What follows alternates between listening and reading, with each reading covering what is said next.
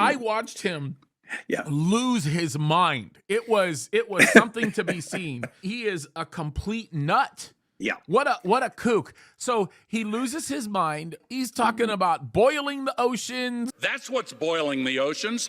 Rain bombs. And the rain bombs. Billion climate refugees. Climate refugees predicted to reach 1 billion in this century. I know.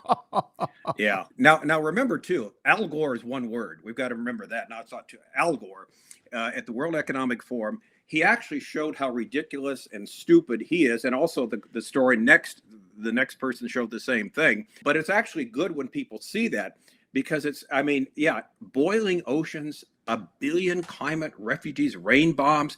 I mean, this is absolutely insane. And so I guess what these people get up to, in front of the worldwide audience like that, they have to say something memorable. Well, this is memorable. He said, we're putting 162 million tons of greenhouse gas pollution into the atmosphere every single day, and the accumulated amount is now trapping as much heat as would be released by, get this, 600,000 Hiroshima-class atomic bombs every day. The ocean's boiling, creating atmospheric rivers, the rain bombs sucking the moisture out of the land, blah, blah, blah, blah. Anyway, so that was Al Gore. And and I guess we have to thank the Lord, as much as we don't like Bush 41, that Al Gore never became president. This is what I think. I think Klaus Schwab is sitting in his easy chair watching guys like Al Gore lose his mind and go, these idiots. That's what's boiling the oceans. They bought it hook, line, and sinker. I mean, it's... I know. But anyway, so we're reporting on what's going on in the world, and here you've got two of the uber leftists, Jacinda Ardern and Al Gore, who are basically making absolute fools of themselves, who've made fools of themselves.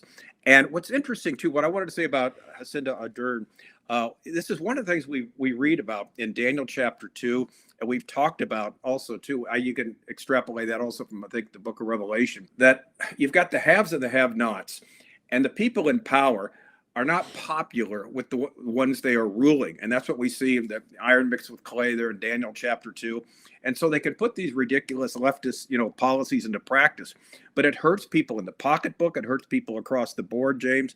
And so there's always a price to pay. So sooner or later, these people have to head out of town. Yeah, it's just amazing, right? And then of course, then you have the most famous Vietnam vet alive right now. Oh yes, who gets out there and tells everybody that it's too late to save the planet.